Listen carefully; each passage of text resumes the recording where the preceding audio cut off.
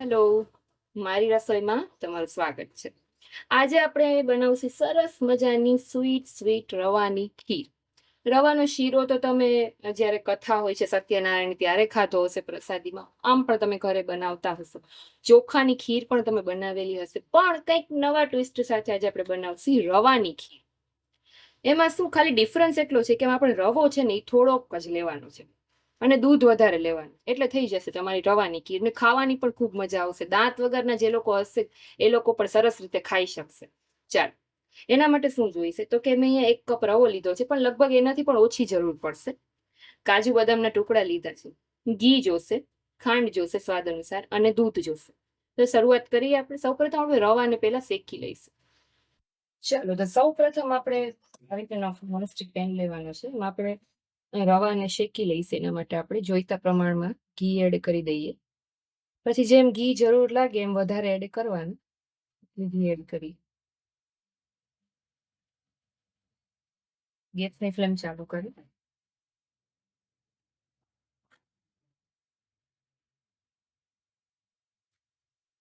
ઘી ગરમ થાય એટલે એમાં રવો એડ કરી દઈએ. આમાં એ વાતનું ખાસ ધ્યાન રાખવાનું છે કે રવો છે ને થોડાક જ પ્રમાણમાં, જેટલું તમે દૂધ લીધું હોય એનાથી સાવ થોડાક પ્રમાણમાં જ રવો તમારે લેવાનો છે. કેમ કે નતર પછી રવાનો શીરો થઈ જશે.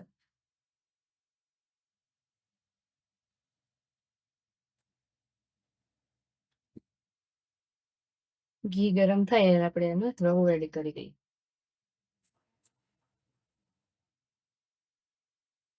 છોકરાઓને બહુ ભાવે. મારા છોકરાને તો એટલી વાલી છે રવાની ખીર કે તમે એને મેંગોનો રસ આપો ને, ઇવન કેરીનો રસ પીઓ ને તો એમ જ કે ના મમ્મા ખીર જ બનાવ રવાની. એને રવાની ખીર ખૂબ જ ભાવે છે. તમારા છોકરાને અથવા તમને પણ જરૂર ભાવશે. તમે ટ્રાય કરજો એકવાર.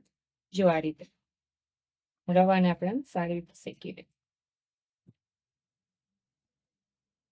જરૂર લાગે તો થોડું નાખવાનું, એડ કરવાનું. તો પછી તમારે આનાથી ડબલ દૂધ લેવું પડે.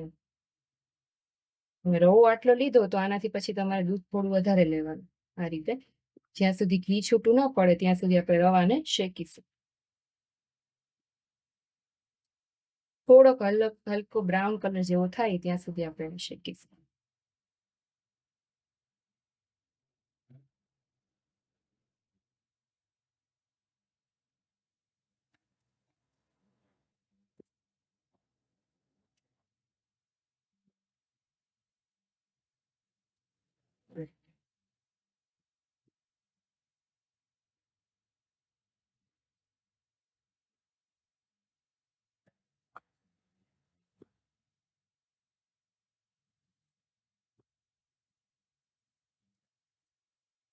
આ રીતે શેકવાનું.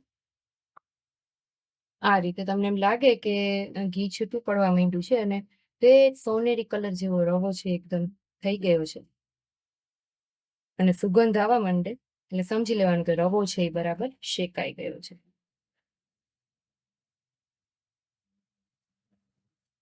તો રવો છે એ એકદમ સરસ શેકાઈ ગયો છે. હવે આપણે એમાં દૂધ એડ કરી દઈએ. ગેસની ફ્લેમ થોડી ધીમી કરીને પછી આપણે એમાં દૂધ એડ.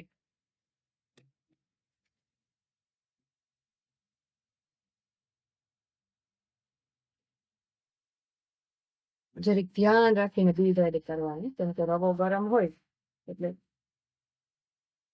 આ રીતે. હજી તમને એવું લાગે તો થોડું દૂધ વધારે એડ કરી દેવાનું, નકર પછી શીરો થઈ જશે. થોડું આપણે વધારે દૂધ એડ કરીશું.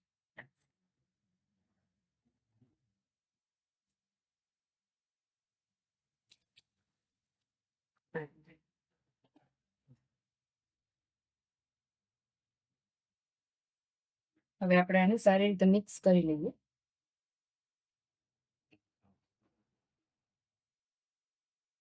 આ રીતે દૂધ મિક્સ કરો એની સાથે જ આપણે ખાંડ મિક્સ કરી લેવાની. ટેસ્ટ પ્રમાણે ખાંડ એડ કરી. જરૂર લાગે તો તમે વધારે પણ ખાંડ એડ કરી શકો.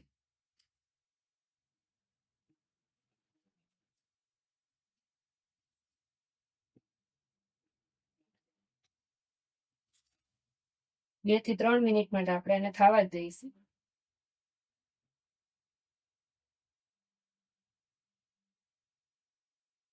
આ રીતે બબલ્સ થવા માંડે ને આપણે ગેસની ફ્લેમ છે ઓફ કરી દઈશું. હવે આપણી ઓલમોસ્ટ રવાની ખીર રેડી છે. હવે આપણે એમાં જે કાજુ બદામના ટુકડા હતા એ એડ કરી દઈશું.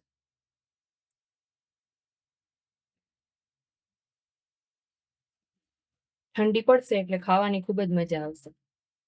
હવે સર્વ કરી લઈએ. તો તૈયાર છે સરસ મજાની બધા ખાઈ શકે એવી રવાની ખીર. તમે પણ આ રેસીપી જરૂરથી ટ્રાય કરજો અને પછી મને કમેન્ટમાં કહેજો કે તમને રવાની ખીરનો ટેસ્ટ કેવો લાગ્યો. મારી રસોઈમાં ફરી એક નવા વિડીયો સાથે આપણે મળીશું. ત્યાં સુધી મને રજા આપો. Thank you.